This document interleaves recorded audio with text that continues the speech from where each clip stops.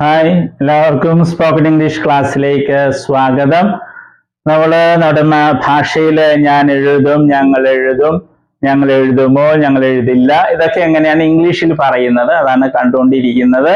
അതിനെ simple future tense എന്നൊക്കെയാണ് പറയുന്നത്. ആ ടെൻസിന്റെ പേരൊന്നും പഠിക്കണമെന്നില്ല. എപ്പോഴും പറയുന്ന പോലെ സ്കൂളിൽ പഠിക്കുന്ന കുട്ടികൾക്ക് വേണ്ടിയാണ് ഞാനത് പേരൊക്കെ പറയുന്നത്. ഇംഗ്ലീഷ് ഭാഷ പഠിക്കാനൊന്നും പഠിക്കേണ്ട കാര്യമില്ല. അപ്പൊ ഇത് ഉണ്ടാക്കുന്ന രീതി നമ്മൾ അറിഞ്ഞിരിക്കണം. സബ്ജക്റ്റ് അല്ലേ, ഞാൻ എഴുതുന്നതിന്റെ സബ്ജക്റ്റ് ഞാൻ, ഞങ്ങൾ എഴുതുന്നതിന്റെ സബ്ജക്റ്റ് ഞങ്ങൾ. അതാണ് സബ്ജക്റ്റിന്റെ കൂടെ വില്ലോ അല്ലെ ഷാലോ വയ്ക്കും, അതിന്റെ കൂടെ ബേസ് ഫോം വയ്ക്കും, വെർബിന്റെ ബേസ് ഫോം. അത് വളരെ പ്രധാനപ്പെട്ടതാണ്. പിന്നെ അപ്പൊ നമ്മൾ 4 വാചകങ്ങൾ കണ്ടു. ഞാൻ എഴുതും, ഐ വിൽ റൈറ്റ്. അതിന്റെ ക്വസ്റ്റ്യൻ ഞാൻ എഴുതുമോ, വിൽ ഐ റൈറ്റ്. ഇതിന്റെ നെഗറ്റീവ് ഞാൻ എഴുതില്ല, ഐ വിൽ നോട്ട് റൈറ്റ്. അല്ലെങ്കിൽ spoken I won't write. Negative question ഞാൻ എഴുതില്ലേ, won't I write, won't I write. ഇനി നമ്മള് ക്വസ്റ്റ്യൻ വേർഡ്സ് കണ്ടിട്ടുണ്ട് അല്ലേ, ക്വസ്റ്റ്യൻ ഉണ്ടാക്കുന്ന കുറെ വേർഡ്സ് നേരത്തെ കണ്ടിട്ടുണ്ട്. അപ്പൊ അത് ഇവിടെ ഉപയോഗിക്കാം. വെൻ, എപ്പോൾ, വേർ, എവിടെ, ഹൗ, എങ്ങനെ, വാട്ട്, എന്ത്. അപ്പൊ അത് ഇതിന്റെ മുമ്പിൽ കൊണ്ടുപോയി വെച്ചാൽ മതി. വിൽ ഐ റൈറ്റ്, ഞാൻ എഴുതുമോ, അതിന്റെ മുന്നിൽ കൊണ്ടുപോയി ഈ വാക്കുകൾ വെച്ചാല് നമുക്ക് ഈ ക്വസ്റ്റ്യൻ വേർഡ്സ് വെച്ച്, ഇതിനെ ക്വസ്റ്റ്യൻ വേർഡ്സ് എന്നാണ് പറയുന്നത്, നമ്മൾ നേരത്തെ കണ്ടതാണ്. അത് ഉപയോഗിച്ച് ചോദ്യങ്ങൾ ഉണ്ടാക്കാം. ഉദാഹരണം when will I write, when will I write. ഇങ്ങനെ നമ്മൾ ഇതിന്റെ ഓർഡർ അറിഞ്ഞിരിക്കണം. വെൻ വിൽ ഐ റൈറ്റ്, ഞാൻ എപ്പോൾ എഴുതും. വെൻ വിൽ ഐ സ്ലീപ്, ഞാൻ എപ്പോൾ ഉറങ്ങും. വെൻ വിൽ ഐ ഗോ, ഞാൻ എപ്പോൾ പോകും. വെൻ വിൽ ഐ റീഡ്, ഞാൻ എപ്പോൾ വായിക്കും. വെൻ വിൽ ഐ സ്റ്റഡി, ഞാൻ എപ്പോൾ പഠിക്കും. അതുപോലെ വേർ വിൽ ഐ റൈറ്റ്, ഞാൻ എവിടെ എഴുതും. വേർ വിൽ ഐ സ്ലീപ്, ഞാൻ എവിടെ ഉറങ്ങും. വേർ വിൽ ഐ സ്ലീപ്, ഞാൻ എവിടെ ഉറങ്ങും. വേർ വിൽ ഐ ഗോ, ഞാൻ എവിടെ പോകും. വേർ വിൽ ഐ ഗോ, ആരും എന്നെ സഹായിക്കുന്നില്ല. വേർ വിൽ ഐ ഗോ, ഞാൻ എവിടെ പോകും. അങ്ങനെ പറയില്ലേ. വേർ വിൽ ഐ റീഡ്, ഞാൻ എവിടെ വായിക്കും. അതിനർത്ഥം ചില വാചകങ്ങൾക്ക് അർത്ഥം തോന്നുന്നില്ല അല്ലെ, അപ്പൊ നമുക്ക് ഒഴിവാക്കണം. വേർ വിൽ ഐ സ്റ്റഡി, ഞാൻ എവിടെ പഠിക്കും. ഹൗ വിൽ ഐ റൈറ്റ്, എങ്ങനെ ഞാൻ എഴുതും, അല്ലെങ്കിൽ ഞാൻ എങ്ങനെ എഴുതും. നമുക്ക് മലയാളത്തിൽ അങ്ങനെ തിരിച്ചും മറിച്ചൊക്കെ പറയാം, ഇംഗ്ലീഷിൽ പറ്റത്തില്ല. ഹൗ വിൽ ഐ റൈറ്റ്, ഞാൻ എങ്ങനെ എഴുതും. ഹൗ വിൽ ഐ സ്ലീപ്, ഞാൻ എങ്ങനെ ഉറങ്ങും. എല്ലാവരും ബഹളം ഉണ്ടാക്കിയാണ്. All are making noise. How will I sleep, ഞാൻ എങ്ങനെ ഉറങ്ങും. How will I sleep. How I will sleep അല്ല, അത് തെറ്റാ. ക്വസ്റ്റ്യൻ ആകുമ്പോൾ വില്ല് മുമ്പിൽ വരണം. അത് പ്രാക്ടീസ് ചെയ്താലേ കിട്ടുള്ളൂ. How will I sleep. How will I go, ഞാൻ എങ്ങനെ പോകും. ഹൗ വിൽ ഐ റീഡ്, ഞാൻ എങ്ങനെ വായിക്കും. ഹൗ വിൽ ഐ സ്റ്റഡി, ഞാൻ എങ്ങനെ പഠിക്കും. അതുപോലെ വാട്ട് വിൽ ഐ റൈറ്റ്, ഞാൻ എന്ത് എഴുതും. ഞാൻ എന്ത് ഞാൻ എഴുതും. What will I write. What will I sleep, അങ്ങനെ പറയുമോ? ഇല്ല. അത് അർത്ഥമില്ലാത്ത വാചകം, അത് പറയില്ല. വാട്ട് വിൽ ഐ ഗോ, അങ്ങനെ നമ്മൾ പറയാൻ പറ്റില്ല.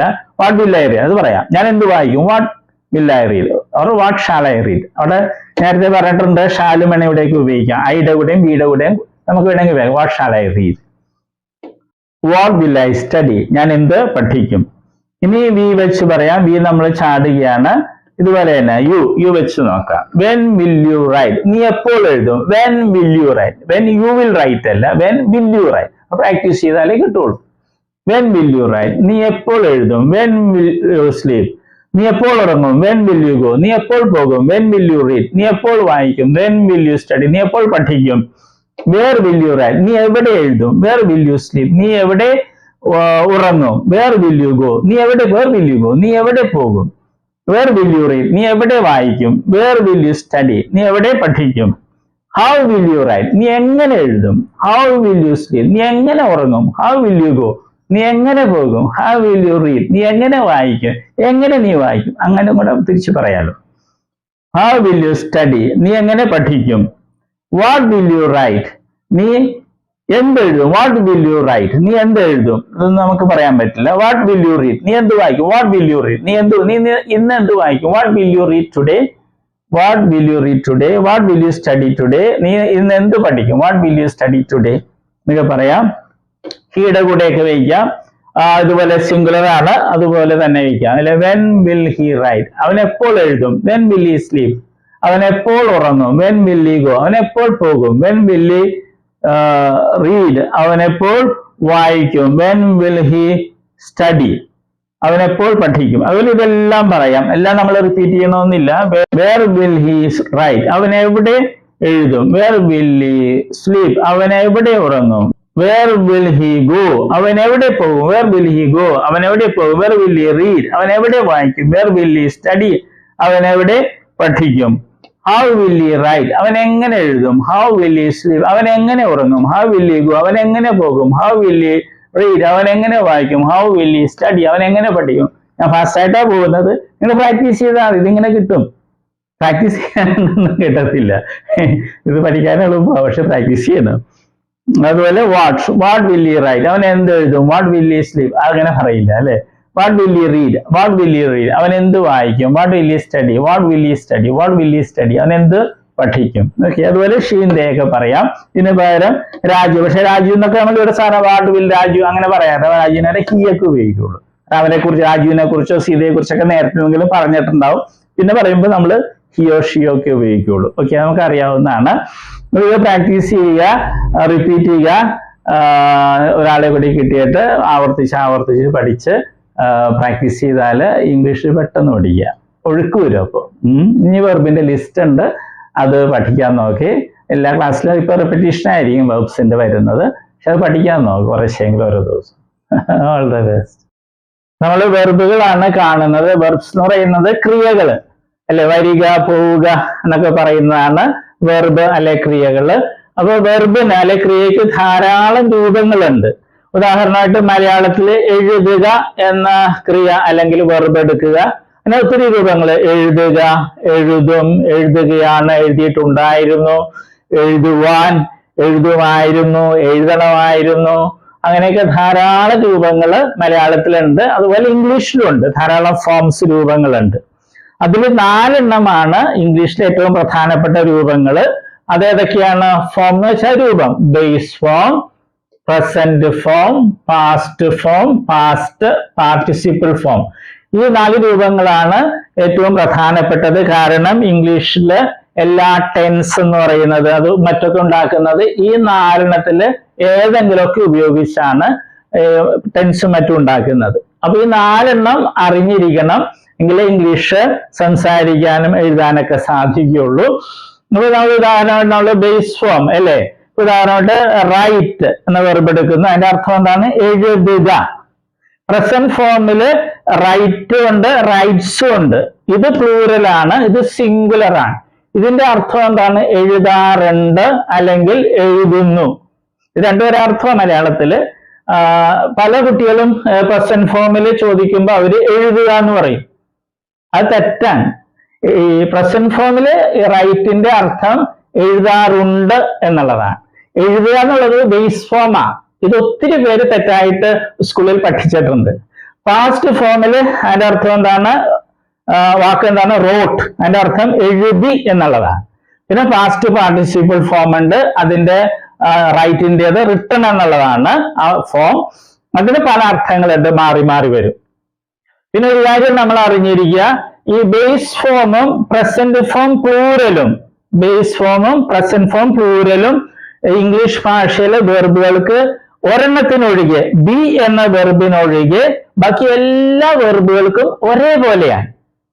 സ്പെല്ലിങ്ങും ഉച്ചാരണമൊക്കെ ഒരേപോലെ തന്നെയാണ്. ഏത്? ബേസ് ഫോമും പ്രസന്റ് ഫോം പ്ലൂറലും. അർത്ഥം വ്യത്യാസമുണ്ട്. ബേസ് ഫോമില് എഴുതുക എന്നുള്ളതാണ് റൈറ്റ് എന്ന് പറയുമ്പോൾ, പ്രസന്റ് ഫോമില് റൈറ്റ് എന്ന് പറയുമ്പോൾ എഴുതാറുണ്ട് എന്നുള്ളതാണ്. ഇംഗ്ലീഷ് ഭാഷയില് 1,70,70,000-ലധികം വെർബുകൾ, ക്രിയകളുണ്ട്. അപ്പൊ അതില് ഈ വെർബ് ഒഴിച്ച്, ബി എന്നൊരു വെർബ് ഉണ്ട് ഇംഗ്ലീഷില്, അത് ഒഴിച്ച് ബാക്കി എല്ലാ വെർബുകളുടെയും ബേസ് ഫോമും പ്രസന്റ് ഫോം പ്ലൂറലും ഒരേപോലെ, ഒരേ സ്പെല്ലിംഗ്, ഒരേ ഉച്ചാരണം. ഓക്കെ, അതുകൊണ്ട് നമ്മൾ ഇത് പ്രത്യേകിച്ച് പഠിക്കില്ല. നമ്മൾ ഇത് 3 പഠിക്കുന്നത്. അത് നമ്മൾ സ്കൂളിൽ പഠിച്ചിട്ടുണ്ട് അല്ലെ. Come, came, come, go, went, gone, അത് തന്നെ സാധനം. പിന്നെ നേരെ ഒരു കാര്യവും കൂടി, ഇംഗ്ലീഷിൽ നേരത്തെ പറഞ്ഞു 1,70,70,000 വെർബ്സ് ഉണ്ട്. അതിൽ ഭൂരിഭാഗം വെർബുകളുടെയും ഈ പാസ്റ്റ് ഫോമും പാസ്റ്റ് പാർട്ടിസിപ്പിൾ ഫോമും ഉണ്ടാക്കുന്നത് ഈ പ്രസന്റ് ഫോമിന്റെ കൂടെ ഡി അല്ലെങ്കിൽ ഇ ഡി എന്ന് കൂട്ടിച്ചേർത്താണ്. ഒരിക്കൽ കൂടി പറയട്ടെ, ഇംഗ്ലീഷ് ഭാഷയിലെ ഒട്ടുമിക്ക വെർബുകളുടെയും പാസ്റ്റ് ഫോമും പാസ്റ്റ് പാർട്ടിസിപ്പിൾ ഫോമും ഉണ്ടാക്കുന്നത് ഡി അല്ലെങ്കിൽ ഇ ഡി എന്ന് പ്രസന്റ് ഫോമിന്റെ ഈ പ്ലൂറലിനോടുകൂടെ കൂട്ടിച്ചേർത്താണ്. അല്ലാതെ കുറെ വെർബ്സ് ഉണ്ട്, അപ്പൊ പക്ഷെ അതാണ് നമുക്ക് ഒത്തിരി ഉപയോഗിക്കുന്നത്. അതിലൊരു ഒരെണ്ണമാണ് ഇത്, റൈറ്റ്, റോട്ട്, റിട്ടൺ. ഇത് മൂന്ന് രീതിയാണ്. റൈറ്റ്, ഇത് വേറെ രീതി, റോട്ട്, ഇത് റിട്ടൺ.